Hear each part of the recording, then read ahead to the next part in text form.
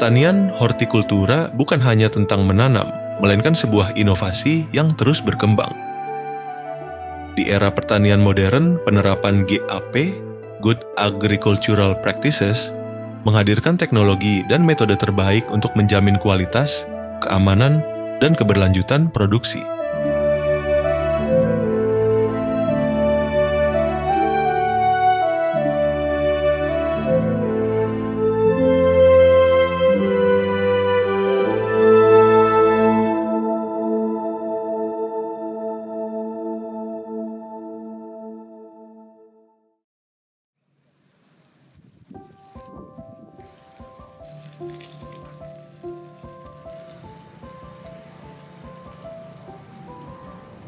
Jika kita ingin berbudidaya pertanian itu tidak hanya kalau orang Jawa waton bertani, tetapi kita itu ada pedoman. Bagaimana kita itu harus mempunyai pedoman dalam berbudidaya pertanian atau yang lebih dikenal dengan GAP atau Good Agriculture Practices. Dan pedoman ini dimulai dari pengolahan lahan, kemudian pemilihan benih, bagaimana juga dengan pemupukan, irigasi, sampai kepada panen dan pengolahan pasca panennya. Jadi di sini kita bicara dari hulu sampai hilir, itu harus terakreditasi sehingga produk itu bisa berdaya saing baik secara nasional maupun internasional. Jadi kalau kita berbicara terkait tentang produk yang berdaya saing nasional maupun internasional itu jika kita punya register. Dan ini terutama kalau kita ingin ekspor, ya ini suatu kewajiban sehingga kita harus kita telusur dari bagaimana dia mengupayakan dari awal sampai kepada akhir processing dari hulu dan hilirnya itu harus terregister jelas.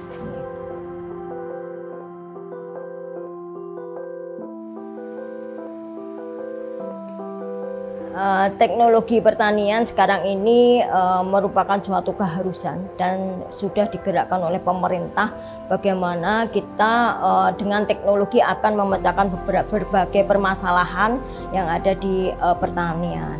Jadi permasalahan di pertanian itu salah satunya dengan adanya alih fungsi lahan, banyak penyusutan juga, kemudian sumber daya manusia kita petani-petani kita rata-rata sudah sepuh, ongkos produksi itu juga sudah semakin mahal, sehingga dengan pertanian yang berteknologi ini akan menjadi suatu solusi. Bagaimana saat ini pengolahan lahan yang dulunya itu memakai cangkul dan itu banyak petani yang terlibat di sana, itu merupakan ongkos yang lumayan besar dan membutuhkan waktu yang lama. Nah sekarang ini sudah ada traktor. Dengan traktor itu cukup satu orang dengan luasan tertentu itu semakin cepat terselesaikan. Kemudian juga dari sisi penyiraman, sekarang itu juga penyiraman itu juga bisa lewat handphone ya. Sehingga apa? Sehingga dengan teknologi ini juga menjawab bagaimana terkait meningkatkan hasil pertanian yang organik.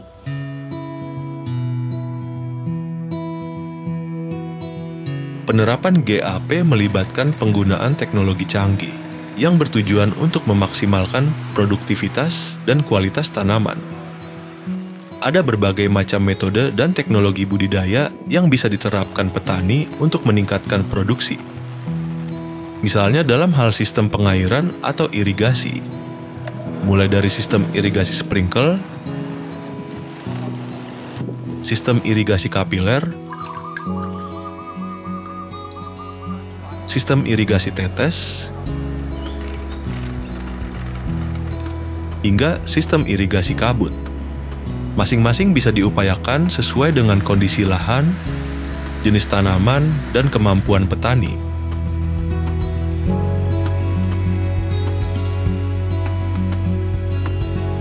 Di kelompok tani kami, di kelompok tani Ngudi Makmur Samiran, itu kami sudah menggunakan sistem pengairan dengan Google Assistant ataupun dengan IoT, dengan perintah suara, sehingga semua sudah bisa mengoperasikan di lingkungan persawahan ataupun bisa di lingkungan kebun, sudah bisa semuanya.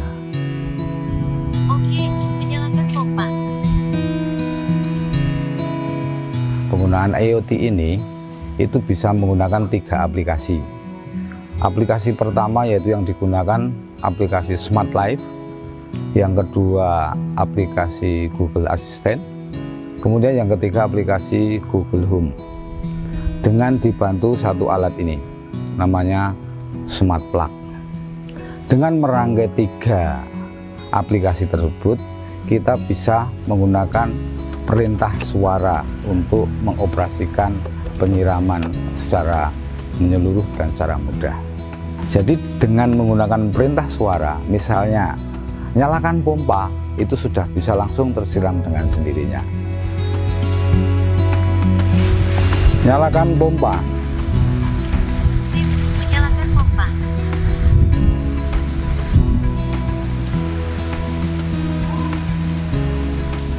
Untuk penyiraman dengan IoT ini bisa diterapkan atau diaplikasikan dimanapun dengan penyiraman secara kabut, secara sprinkle, secara tetes bisa. Yang jelas ini adalah berupa perintah. Perintah mematikan ataupun menghidupkan dari jarak jauh dibantu dengan internet. Sehingga panjenengan ada dimanapun, di seluruh Indonesia, di dunia manapun, yang penting masih ada internet, berarti bisa diperintah dari sana. Matikan pompa. Oke, mematikan pompa. Keuntungan dari pemakaian IoT ini itu sangat efektif, efisien. Yang jelas mengurangi tenaga kerja.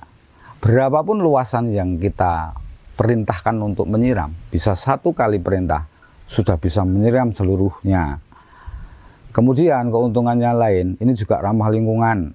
Bisa dipergunakan untuk pemupukan, bisa dipergunakan untuk memberi nutrisi, bisa dipergunakan untuk pemberian misalnya ada insektisida, bisa dilakukan di situ. Bisa juga ini dilengkapi dengan CCTV, jadi bisa kita pantau kondisi lapangan secara live kapan saja kita mau. Penerapan teknologi dalam proses budidaya tidak semata-mata hanya untuk meningkatkan produksi saja, tetapi harus memastikan keamanan pangan serta tetap menjaga keberlanjutan lingkungan. Matikan pompa.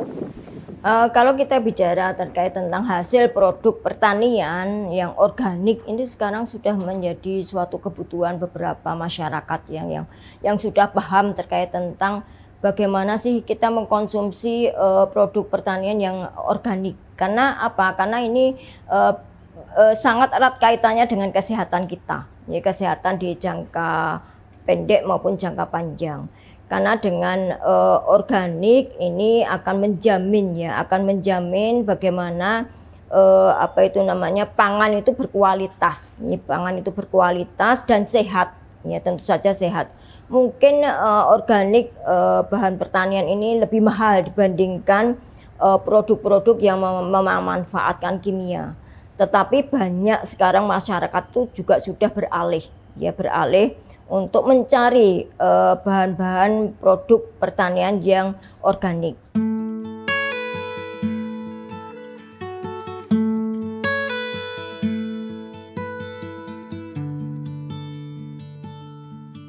Tani Organik Merapi didirikan di lereng Gunung Merapi.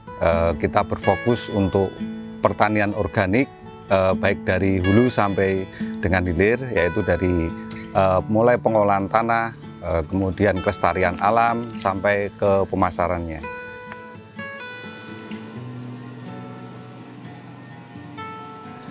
Di Tani Organik Merapi kita mulai dari hulu, yaitu dari pembuatan pupuknya. Kita menggunakan pupuk alami yang berasal dari kotoran ternak, sisa sayuran maupun apa aja yang ada di sekitar kita yang bisa kita manfaatkan dengan proses fermentasi dan juga pengolahan tanah secara alami. Dan kita juga untuk penanganan hama dan penyakitnya, kita lebih memfokuskan ke tanaman refugia karena dengan tanaman refugia kita bisa menjaga ekosistem alam tetap stabil. Hasil dari pertanian organik nanti akan kita bawa ke pasca panen kita. Kita mempunyai rumah kemas dengan standar nasional Indonesia yang sudah memiliki sertifikat PSAT, yang di situ nanti hasil dari pertanian organik akan kita kemas sesuai dengan standar sayuran organik dan nanti akan kita pasarkan ke supermarket area Yogyakarta. Kita pernah menjuarai lomba tingkat internasional dalam bidang inovasi pertanian organik. Yang kita tonjolkan adalah inovasi di bidang pengemasan kita, karena kita sudah tidak menggunakan styrofoam lagi, tetapi kita menggunakan anyaman bambu yang itu sangat menjaga kesehatan bagi konsumen kita dan juga sangat membantu para pengrajin di sekitar wilayah kita untuk dapat lebih maju lagi. Tom juga bekerja sama dengan beberapa mitra petani, khususnya di daerah Yogyakarta, untuk bergabung dengan kita mengusahakan pertanian organik biar alam di sekitar Yogyakarta menjadi alam yang sehat. Dengan organik hasilnya harganya lebih mahal dan mungkin ongkosnya juga bisa ditekan karena banyak yang dimanfaatkan diolah sendiri. Nah, ini akan menjadi peluang bisnis yang cukup menjanjikan.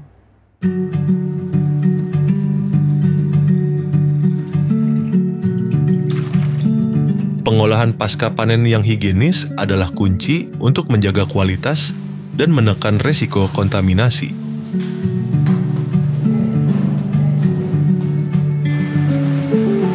Proses sortir dilakukan untuk memastikan bahwa setiap produk yang dikirim memenuhi standar GHP atau Good Handling Practices. Produk yang tidak memenuhi kriteria akan diproses lebih lanjut agar produk yang akan dipasarkan selalu terjaga kualitasnya.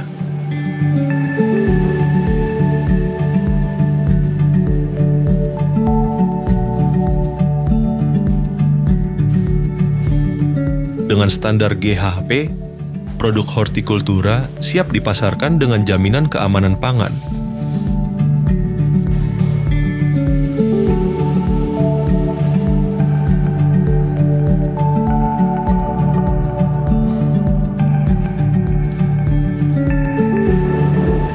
Distribusi juga mengalami inovasi dengan penggunaan teknologi yang memantau suhu dan kondisi produk secara real-time, memastikan kesegaran hasil sampai di tangan konsumen. Dengan penerapan teknologi pengolahan pasca panen yang ketat sesuai GHP, produk hortikultura tidak hanya bernilai tinggi, tetapi juga memiliki jaminan keamanan dan mutu. Terkait tentang pengolahan hasil pertanian itu juga sudah ada juga grading, kemudian pengemasan juga sudah luar biasa sekarang. Kemudian bagaimana kalau kita ingin mengekspor produk-produk pertanian yang itu tidak tahan lama. Seperti salak, kalau kita bicara salak itu harus sampai ke negara tujuan. Kalau di Jogja itu kan negara tujuannya Cina dan Taiwan. Nah, kalau tidak ada teknologi, salak itu tidak akan aman sampai ke sana, ya. Nah, ini ada teknologi untuk rantai dingin, ya, namanya rantai dingin, supaya salak itu bisa tahan selama perjalanan dan aman sampai ke tujuan. Ke Cina, ke Taiwan itu masih seger fresh, ya. Itu teknologi juga.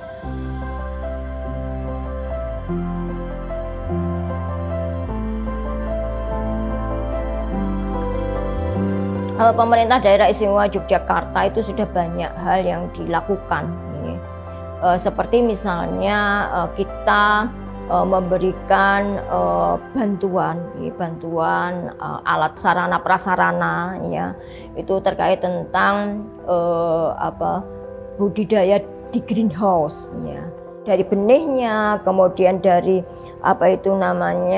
polybag-nya, kemudian greenhouse-nya, ya, sampai kepada memanfaatkan drum dryer, kemudian bangsal pasca panen, ya. Drum dryer itu untuk salah satu teknologi, ya, teknologi untuk pengeringan, salah satu teknologi untuk pengeringan, dan bangsa pasca panen itu bagaimana kelompok itu nantinya kita melakukan pelatihan ya. Pelatihan dan pendampingan ini juga sesuatu hal yang penting, bagaimana dia memanfaatkan teknologi yang baru. Ini teknologi yang baru juga terkait tentang memanfaatkan hasil-hasil pertanian, mengolah empon-empon, kemudian bagaimana dia harus memilah, membersihkan sampai kepada packaging dan juga sampai ke pemasaran.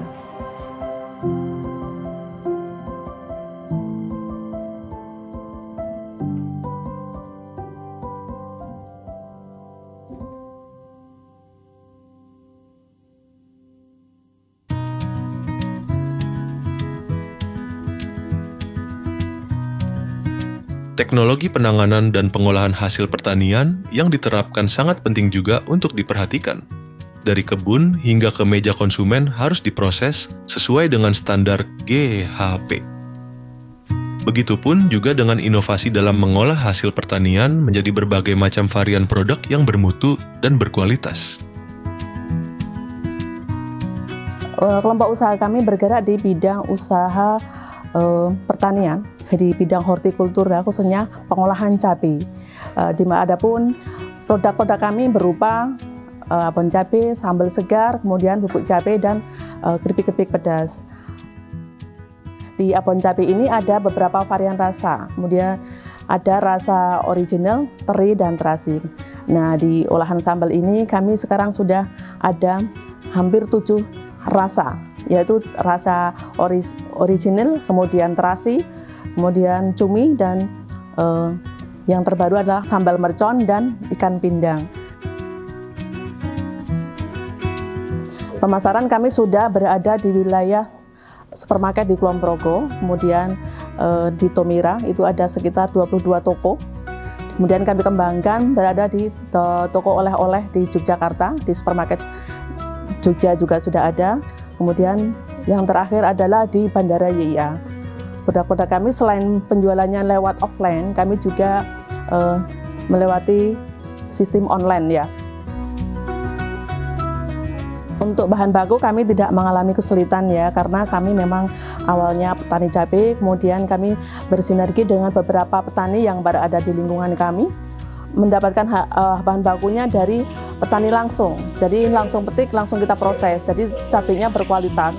Untuk cabai-cabai yang kurang berkualitas kita sortir, kemudian untuk proses ke pengeringan. Kemudian untuk sistem pengeringannya ini melalui proses lewat oven juga bisa, dan kemudian melalui lewat tenaga matahari.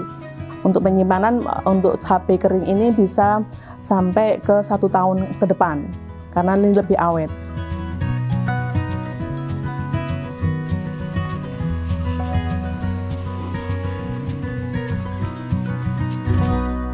Kalau kita bicara terkait tentang pemasaran, kalau dulu kita itu pemasaran produk itu harus punya toko, ya harus punya toko, kemudian harus ada penjaga, ya.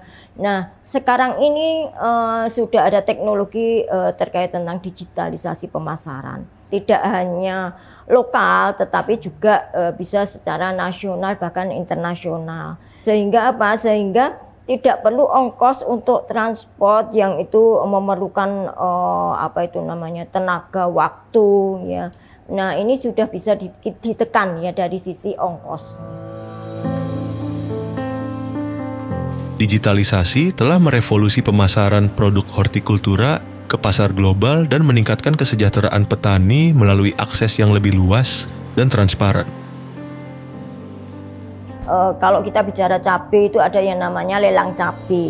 Ya, lelang cabai itu juga kita fasilitasi, kita bina bagaimana kelompok-kelompok itu bisa melakukan pemasaran secara digital, dan itu ternyata ya luar biasa ya. Yang main itu anak-anak muda juga ya. Kita rekrut anak-anak muda itu supaya tertarik di bidang pertanian.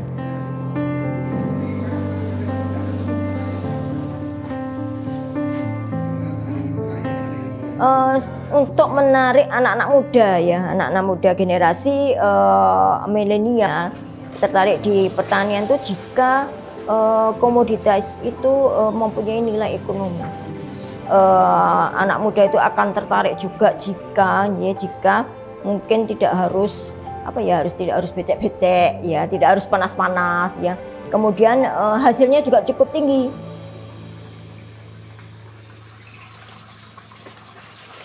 Inovasi adalah kunci keberlanjutan dalam pertanian. Dengan mengintegrasikan teknologi budidaya, pengolahan yang higienis, dan strategi pemasaran digital, pertanian hortikultura bukan hanya menghasilkan produk berkualitas, tetapi juga menciptakan masa depan yang lebih baik bagi petani dan bagi konsumen.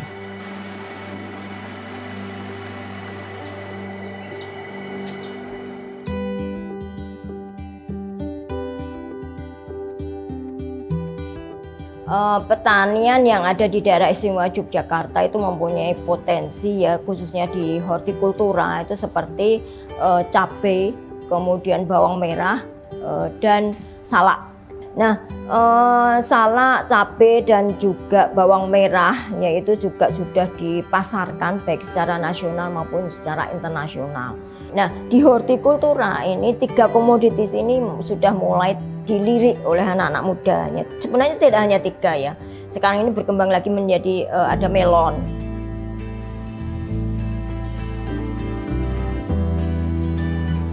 Nah, sekarang ini anak-anak muda itu sudah mulai ya memanfaatkan teknologi. Salah satunya dengan memanfaatkan hidroponik ya. Dengan hidroponik itu bisa lebih dikendalikan dari sisi iklimnya, bagaimana kita memanfaatkan air itu juga sudah bersih, tidak dari kimia, kemudian mengendalikan penyakit, kemudian pupuknya itu juga sekarang juga sudah banyak pupuk-pupuk yang organik, bahkan bisa dibuat sendiri.